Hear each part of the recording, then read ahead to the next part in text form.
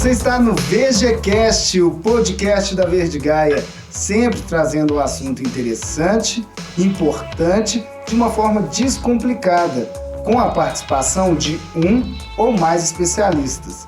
Eu sou o Robert de Andrade. Não se esqueça de acompanhar esse podcast nas principais plataformas. Você também pode acompanhar o bate-papo pelo nosso canal no YouTube. É só procurar pela Verde Gaia, beleza? No dia 25 de janeiro fez um ano do rompimento da barragem da Vale em Brumadinho, que resultou em 270 mortes. 259 corpos já foram encontrados graças ao excelente trabalho dos bombeiros que se encontram no local até hoje em busca de 11 desaparecidos. Além das vidas que foram perdidas, nós tivemos um grande impacto ambiental. O rio Paraupeba, por onde escorreu o rejeito que veio da barragem, ele teve uma grande perda de peixes e outras espécies aquáticas. 5 metais pesados foram identificados na água, que aumentou a turbidez a um nível 3 vezes maior do que é permitido por lei. O tema do podcast de hoje é Brumadinho, um ano depois. E para falar sobre esse tema, eu tenho aqui a Raquel Varoni e a Júlia Belisário. Meninas, se apresentem. E pessoal, então, primeiramente, obrigada, Robert, pela oportunidade, que eu acho que é sempre muito enriquecedor a gente debater temas de relevância, né? Não só para o contexto econômico, mas social também, né? E Brumadinho é um exemplo disso. Então, eu sou Raquel Varoni, sou especialista na área ambiental, né? Em compliance e gestão de riscos também. Tenho uma atuação grande já com o Grupo Verde Gaia, né? Então, assim, a gente conhece de longa data muitos acontecimentos, né? Não só próximo como esse de Brumadinho, mas outros também, do ponto de vista ambiental. Então, assim, muito relevante esse debate. Tenho certeza que com a Júlia hoje a gente vai trazer um cenário bem legal para todo mundo. Júlia? Boa tarde, Robert. Boa tarde, Kel. Agradeço a oportunidade primeiramente. Meu nome é Júlia Belisário, trabalho aqui no Departamento de Compliance Ambiental e Riscos e minha especialidade é na área civil e empresarial. E eu acredito que o debate hoje, né, o bate-papo vai ser bem enriquecedor. Sim, é um tema que, apesar de estar fazendo um ano, é latente, né, esse tempo todo. Não precisa dessa data para a gente retomar, a gente tem que continuar falando disso, né? Mas o que eu queria começar era sabendo o que mudou no comportamento das empresas de um ano para cá, após essa tragédia de Brumadinho. Bom, as tragédias de Brumadinho e Mariana, elas serviram como lição para as organizações até então não comprometidas com a sustentabilidade de seus negócios, não comprometidas com o compliance. Porque hoje o senso de preocupação e de responsabilidade ficou muito mais latente, né? As empresas, elas tomaram para si essa responsabilidade de realmente cumprir as normas, as leis, os regramentos, de modo que as organizações continuem perene, né? E sobrevivam no mercado mesmo. Eu acho que, de modo geral, as tragédias, elas têm muito isso, né? Tem a questão da comoção. Tem a comoção e tem também a questão da responsabilização que vem em consequência, né, de uma grande tragédia. Então, acho que sempre depois de acidentes ou de crimes, né, enfim, sem entrar muito nesse liame entre um e o outro, mas quando a gente tem vidas envolvidas, né, e no caso de Brumadinho é um exemplo, né, que assim, notório, com tantas vidas que foram perdidas, eu acho que a questão da responsabilização e da gestão de riscos torna-se bastante latente mesmo dentro das organizações, né? Então, é uma coisa que no caso de Brumadinho aconteceu mesmo. A gente viu as empresas, não só as mineradoras, mas assim, acho que qualquer outro segmento, e a Verde Gaia trabalha com diversos segmentos, né? Então, a gente viu uma preocupação realmente mais aguçada, né? Se eu deixar de fazer ou se eu fizer de forma não tão transparente ou ética, quais as consequências desse meu, né, comportamento frente à organização. Então, isso ficou bem nítido, assim. Porque até então, várias organizações, elas tinham programas de integridade, compliance apenas protocolar, né? Elas simplesmente preenchiam um checklist e falavam, não, tá tudo certo. E a gente sabe que não estava tudo certo, né? Como é o caso dessas tragédias. Então, no caso, a gente teve os dois rompimentos, né? Sim. No caso de Mariana e no caso de Brumadinho. Uhum. Mas, então, seria de um ano para cá que foi mais intensa essa mudança ou já começou lá em 2015, no caso, logo após? Particularmente, eu acho que na questão de gestão de barragens, né, de segurança e controle de barragens, começou de fato com Mariana. Assim, a gente já tinha normas que regulamentavam as barragens, isso é fato, né? Agora, o que começaram a estudar é quão efetivas eram essas normas, né, que criavam controle de segurança das barragens em si. Mariana já começou a discutir. O que eu acho que teve de grande diferença entre Mariana e Brumadinho, o envolvimento de vítimas, né? Devido às proporções do ponto de vista de Mariana, a gente teve um impacto ambiental do rompimento de uma barragem talvez muito mais significativo do que o de Brumadinho, que a barragem era muito maior, né? Então tem uma consequência de um dano ambiental, uma proporção muito mais relevante. E no caso de Brumadinho eu tenho um número de vítimas muito maior. Então, assim, são exemplos que nascem do mesmo fato, que é o rompimento de barragem, mas com consequências distintas. Sim. E um deles também, que eu acho que ficou bem notório, foi até a participação da organização em si. Então, assim, no caso de Mariana, a gente viu, no caso da Samarco, trabalhando, né, para contornar da maneira que era cabível no momento, para contornar o fato, tanto do ponto de vista ambiental, quanto até mesmo das vítimas, né, e da população que foi diretamente afetada, enfim. A gente viu uma atuação, só que a gente não viu uma atuação de mídia tão grande quanto da Vale, né? Que eu acho que hoje, por exemplo, esse um ano pós-Brumadinho, toda a mídia que você se deparava tinha um comunicado Vale, né? Você abria seu YouTube, tinha um comunicado Vale. Você ligava a rádio, tinha um comunicado Vale. Televisão tinha um comunicado Vale. Então, acho que assim, a organização, acho que já teve como exemplo, né, o acontecimento de Mariana, lembrando que a Vale era uma das acionistas da Samarco, então, né, falando em termos de organização, elas se falam, né, elas se comunicam, apesar de que a gente associa Samarco para Mariana e Vale para Brumadinho, né? Mas assim, a Vale já tinha de exemplo como comunicar, né, melhor, né, para não deixar, por exemplo, que a mídia tome suas conclusões indevidamente, né, ou repercute algo que a empresa não deseja, não é isso que eu estou fazendo. Por que estão dizendo isso? Então, assim, acho que ela tomou mais à frente do negócio para segurar isso, né? Para não deixar solto. Para não deixar solto. E a gente sente muito isso, porque, assim, pós-tragédia de Brumadinho, nós, né, Verde Gaia, como uma empresa de consultoria, a gente é muito mais preocupado. A gente tem muito mais procurado, desculpa. A gente tem uma média de 30 a 35 novos clientes mês. Então, a gente realmente sentiu essa preocupação das corporações, né, das organizações como um todo. Lembrando que esses novos clientes que a Verde Gaia, né, esses números, né, não são de mineradoras. Não, né? não são de segmentos diversos. Então, acho que quando acontece tragédias como essa, a comoção, né, e o senso de responsabilidade, ele não fica restrito a só aquela atividade que deu ensejo a tragédia em si, né? Ou seja, não foram só os mineradores que começaram a ficar preocupados com as suas barragens. Eu acho que foi num todo, né? Se eu tenho uma caldeira dentro da minha organização, né? Poxa, qual que é a consequência disso ali, se der errado, né?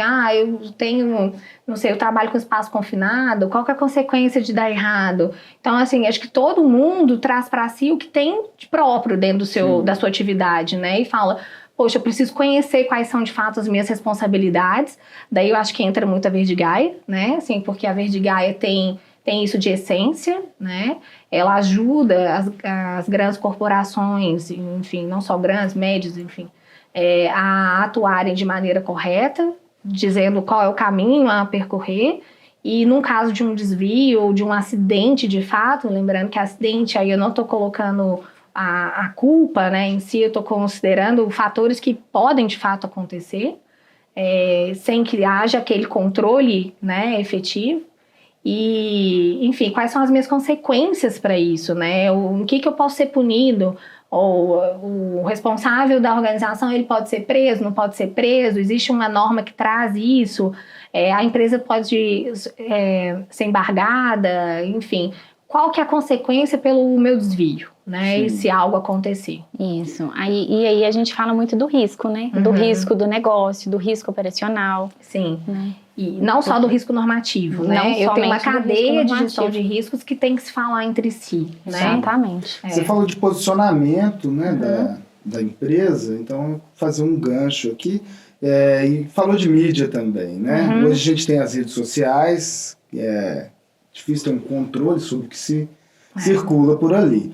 E eu tenho visto ultimamente as pessoas fazerem um paralelo ali sobre o caso Baker, que é próximo aqui da gente também, nós estamos em Belo Horizonte, né? E o caso da Vale, no sentido de que a justiça agiu muito rapidamente no caso da Baker e tardou no caso da Vale. Não é uma afirmação, isso é o que eu estou acompanhando aí, vendo nas redes sociais, recebendo no WhatsApp. Eu queria saber se cabe esse tipo de comparação, faz algum sentido comparar a situação das duas empresas? Particularmente, a minha opinião é não. Cada uma tem a sua forma de organização, né?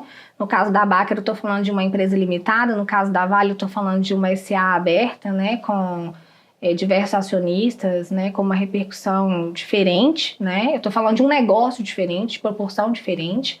Eu acho que a fiscalização e a atuação dos órgãos públicos, né, frente a um problema, eu acho que tem que ser realmente o mais rápido possível, mas devido às suas proporções, né? Acho que a investigação da Vale, ela envolvia fatores muito maiores que, por exemplo, o da Baker. Lembrando que o da Baker a gente ainda não tem uma resposta efetiva, né, do judiciário. Assim, aconteceu isso, foi sabotagem, não foi sabotagem, foi negligência, foi dolo. E o da Vale agora, após um ano, a justiça trouxe para a gente, né, essa resposta de que para o Ministério Público, de fato, a empresa agiu dolosamente, né? Ela assumiu, de fato, o risco, considerando que ela sabia da situação que a barragem estava. Então, assim, eu deixo de falar que aquilo ali foi uma tragédia do ponto de vista acidental e eu passo a falar que aquilo foi uma tragédia crime, né? Eu tenho uma responsabilização efetiva, mas acho que devido às suas características próprias, não só do negócio em si, mas da própria constituição das empresas, né? Quando eu comparo Vale com Baker, na minha opinião jurídica, né, e efetiva a respeito disso, é que não cabe essa comparação. Cada uma tem as suas proporções. Não sei se a Júlia coaduna comigo da mesma opinião. Coaduno, sim. Coaduno.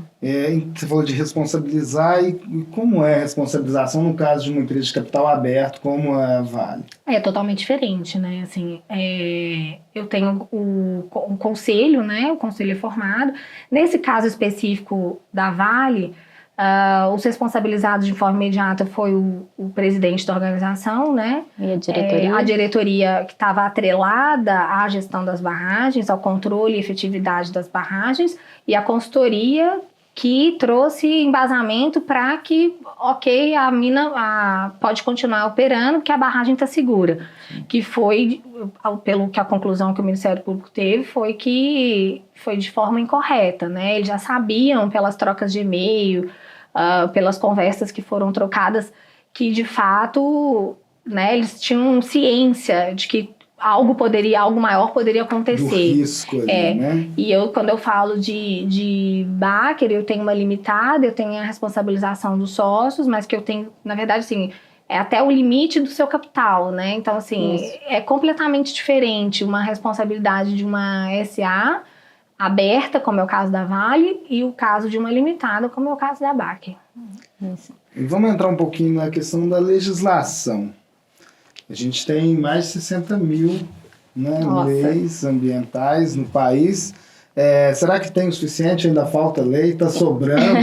Como gerir isso? Tem como saber qual é? Robert, é o que a gente mais escuta. É o que a gente mais escuta. As organizações realmente elas clamam por um condensamento dessas normas, porque é difícil, né? Muito difícil. Você conseguir cumprir mais de 64.212 normas ambientais realmente é muito complicado. E esse número cresce todos os dias, né? O acompanhamento que a gente faz aqui na Verde Gaia é Exatamente. como a competência para legislar é concorrente do ponto de vista ambiental, então quer dizer que eu tenho entidade federal, estadual e municipal legislando sobre aquele assunto, né? Cada uma na sua esfera de atuação e sem comprometer, né? Assim, eu não posso criar uma lei estadual que seja divergente de uma federal, mas eu ainda assim posso legislar daquilo que ela não tomou conta, né? Uhum. Então, assim, o que a gente vê realmente poxa, gente, o que a gente faz com esse tanto de norma, né? Se de fato não dá para fazer esse condensamento, como a Júlia mesmo reportou. Exatamente, porque aí a gente está falando de tipos normativos, tem leis, tem decretos, tem instruções normativas, tem portarias, né?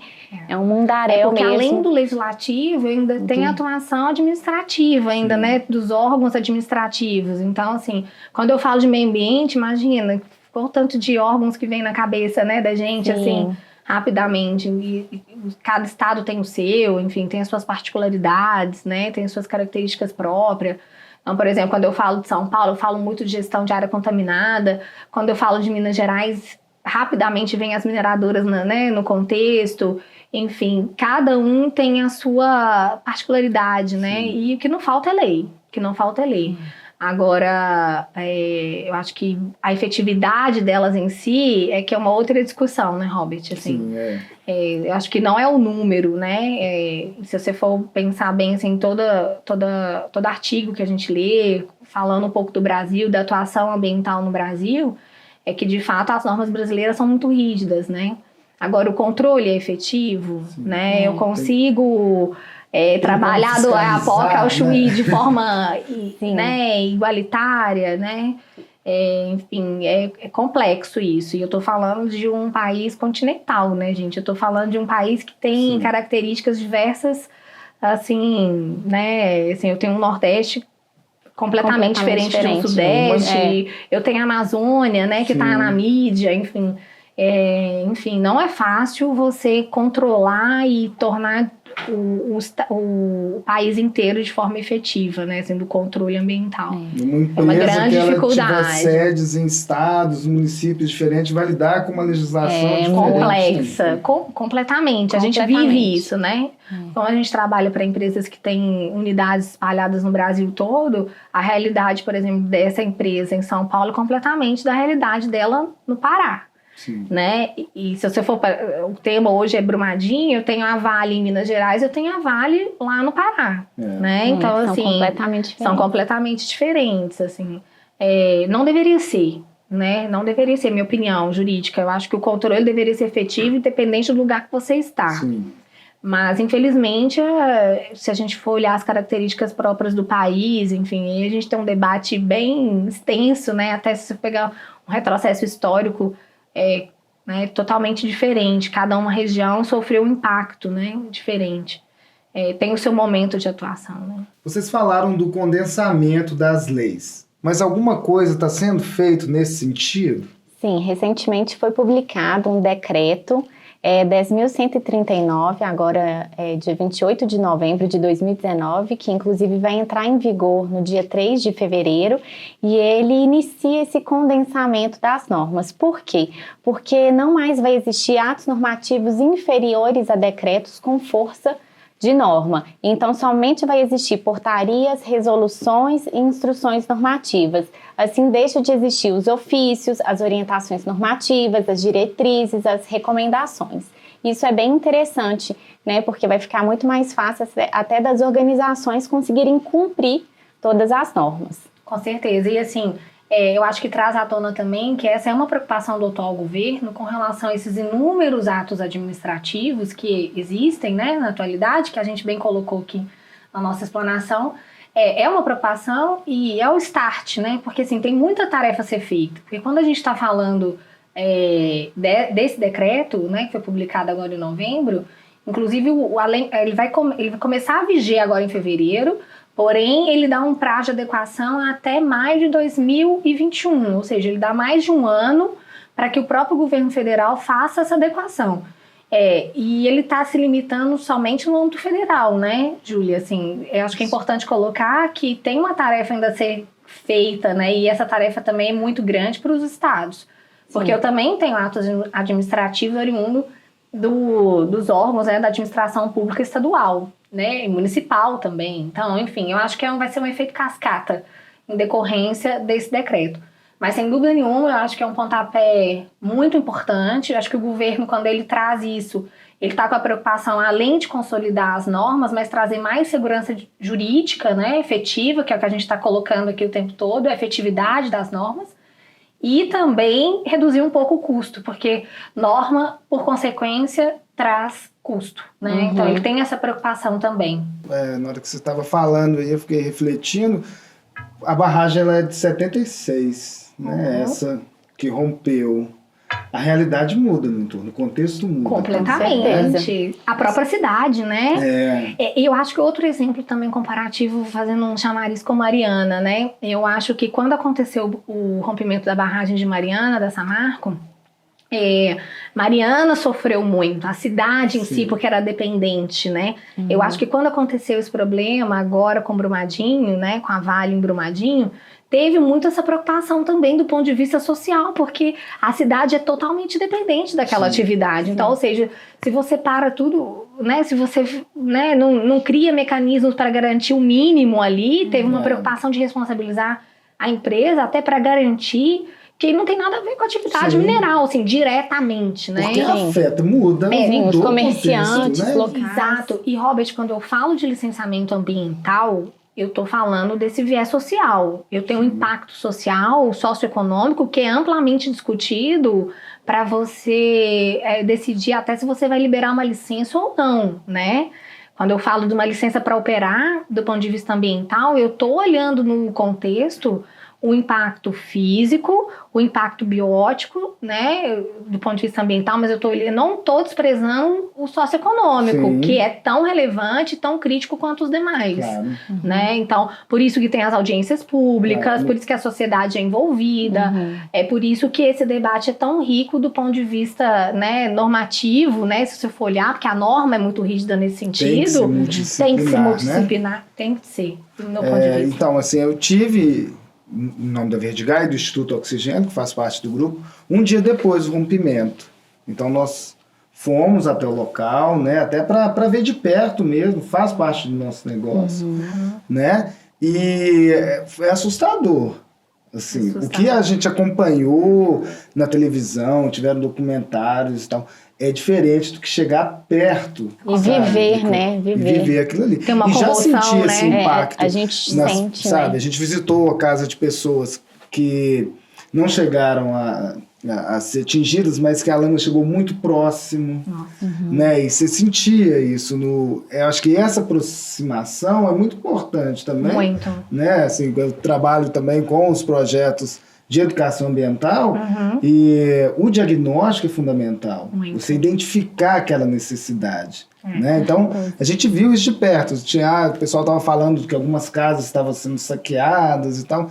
Por outro lado, a gente viu muita solidariedade, o pessoal distribuindo marmitex, água, de iniciativa própria, juntavam ali as pessoas. E a gente voltou algumas vezes lá, tivemos um diálogo com a prefeitura, oferecemos, lógico que gratuitamente nossos serviços e acompanhamos, e a gente precisa voltar agora para ver mais, né, o que aconteceu, né, de um ano para cá, embora a gente esteja acompanhando bem passo a passo, perto, né? Esse passo a passo. Nesse caso, está muito próximo da gente, né? Nós estamos em Belo Horizonte, né? A sede da Verde Gaia é em BH, e Brumadinho está colado na gente, né? Então é importante, eu acho, do ponto de vista até social, da gente se preocupar com o vizinho, né? Com certeza. Né? Levantar o problema e falar, ok, mas isso aqui não tem nada a ver comigo, né? A Verde Gaia é uma empresa de consultoria, eu acho que assim que aconteceu o problema, acho que trouxe pra gente o quão é importante a nossa atuação, né? O quanto o fator ética, integridade na nossa atuação, né, junto às empresas é relevante, né? Assim, eu Atuar acho no que preventivo. exato, né? O quão importante é a nossa diretriz frente às organizações. Trouxe pra gente isso muito próximo. Mas, assim, são seres humanos, né, Robert? São pessoas que, assim, poderia ser o meu vizinho, poderia... Eu sei de vários colegas que perderam amigos, entende? Então, assim, traz uma sensibilização do ponto de vista emocional, uma carga emocional mais aguçada, né? E ainda tem o fato de a gente estar cercado por barragens, né? Além da tragédia, a gente teve o aumento do risco de rompimento de outras barragens, né, no entorno aqui de Belo Horizonte, no caso de Macacos, algumas pessoas foram retiradas de casa. Então, assim... Barão de Cocais. Barão de Cocais. É algo que está muito próximo da gente. Ainda mais essa semana, né, com essas fortes chuvas. Teve, aumenta a instabilidade, né? Assim, o controle está efetivo, né? Esse volume pluviométrico tão elevado agora, né? Nos últimos dias. Realmente, acho que a segurança... Eu acho que o alerta, né? Não sou especialista, mas os 2 casos de rompimento foi num período chuvoso, né? Eu acho que você aumenta a área de estabilidade, né, das barragens, né, de modo geral, assim. Pode ter sido uma coincidência, porque nenhum deles estava atrelado de fato, né, ao aumento das chuvas, enfim. A barragem tem que ser construída para suportar até um volume maior do que o previsto, né, porque isso aí faz parte do contexto da segurança. Mas é óbvio que esse período coloca em criticidade toda a segurança da barragem em si. Né? Sim. A gente sabe da importância da atividade minerária, né, para o país. Então, acho que para a gente fechar, como fazer sem que a gente tenha que passar por mais uma tragédia. Não dá nem para imaginar mais uma tragédia após 2 tragédias, né? Cada uma com sua devida proporção, a gente já comentou aqui. Mas, assim, não dá para supor uma nova tragédia com o mesmo fato, o rompimento de barragens, depois de 2 exemplos tão próximos, né? Mesmo que não fossem próximos, mas, né? 2 exemplos reais, né? Assim, tão intensos, né? Tão próximos um do outro, assim... Não dá para imaginar, de fato. A Verdigai tem uma atuação muito séria, né? Não só com as mineradoras que são suas clientes, mas com todas as outras áreas, né? Também. Eu acho que o primeiro ponto é você tem que saber quais são as suas obrigações, né? Como empreendedor, como organização. Não dá para se esquivar do acontecimento de uma tragédia alegando o desconhecimento de sua obrigação. Isso é inadmissível. Né? A conhecendo as suas obrigações, eu acho que a gestão efetiva dos seus riscos ela tem que se falar com a organização inteira, né? Não pode ficar atrelada a um departamento só, ao departamento de gestão de risco. Acho que gestão de risco tem que ser amplamente discutida dentro de uma organização, porque daí eu estou falando do risco, não só do risco normativo, que é a nossa especialidade, né? Hoje com os nossos softwares, com a nossa consultoria. Hoje a gente já tem um software que, além de falar qual é a obrigação, a gente já mostra para o empreendedor quais são as sanções atreladas ao desvio daquela obrigação. Enfim, a gente tem essa preocupação, mas eu falo também do risco do negócio, eu falo também dos riscos operacionais, enfim, todos eles têm que se conversar, eles têm que estar condensados, né, para a gente ter uma efetividade realmente dessa gestão. Eu chamo a atenção muito para a questão da governança, não adianta... eu acho que um exemplo, assim, eu gosto muito de falar da questão do compliance ambiental. O que tem de diferente, né, hoje? É que hoje, mais do que nunca, não basta você falar que você cumpre. Você tem que provar que você cumpre.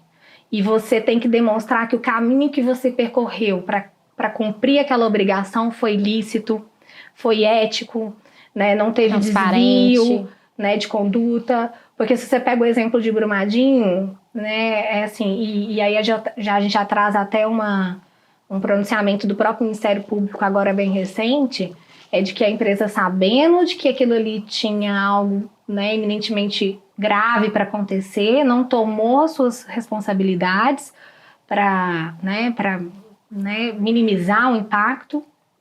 que fosse para tirar as pessoas que é daquele ambiente, né? Que eu acho que vida, né? Nosso maior bem. Não se preocupou com isso e ainda demonstra que o caminho que ela percorreu para ter, então, a licença do órgão para falar, ok, pode operar, não foi lícito, porque eu estou falando de documentos que foram, né, manipulados para liberar a operação, comprometendo todo mundo que estava ali, né? E daí eu não falo só das vítimas, eu falo das suas famílias, eu falo da própria organização, porque tem um impacto dentro da organização seríssimo. Sim, né? O nome da organização. Eu falo do contexto econômico, eu falo do contexto social, olha, tantas frentes que a gente tem de repercussão frente a um problema como esse. Então, acho que o que a gente tem hoje e que pensar muito é, ok, eu estou cumprindo, mas eu tenho que garantir que esse caminho que eu estou cumprindo realmente está sendo realizado por valores de conduta ético, de comprometimento da própria organização. Joia. Quer complementar alguma coisa, Júlia? Não, é isso mesmo que a Kel falou, e inclusive é interessante apenas salientar aqui que a Vale, ela criou recentemente, né, que é um site, um comitê interno para tratar das ações ambientais ligadas à governança, né, da organização. E o contexto social. Do ponto de vista social, né? Isso. Hoje a gente tem uma sigla que está sendo amplamente discutida, não só no Brasil, mas no mundo, né, que é a ESG, E de Environmental, S de Social, e G de Governance, trazendo esse contexto para a realidade, né? No caso da Vale, foi muito pós rompimento de barragem, né? Do acontecimento. Mas, assim, eu acho que todas as organizações, já a título de exemplo, né? Devem pensar muito em trabalhar esses contextos de forma unificada, né? Não deixar o setor de meio ambiente lá no cantinho, fazendo as atuações dele, lembrando que ele tem uma repercussão na governança, né, um impacto social tão relevante frente aos seus atos. Sim, é isso mesmo. Foi muito bom. Esse é o recadinho. Eu acho que foi enriquecedor, a gente sempre buscando essas referências aqui na Verde Gaia para fortalecer, né, nossa ideia sobre esses assuntos. Queria convidar todos para acompanhar esse podcast nas principais plataformas, acessar também o site da Verde Gaia, nosso blog. A gente está nas redes sociais e sempre trazendo um assunto interessante para vocês. Muito obrigado.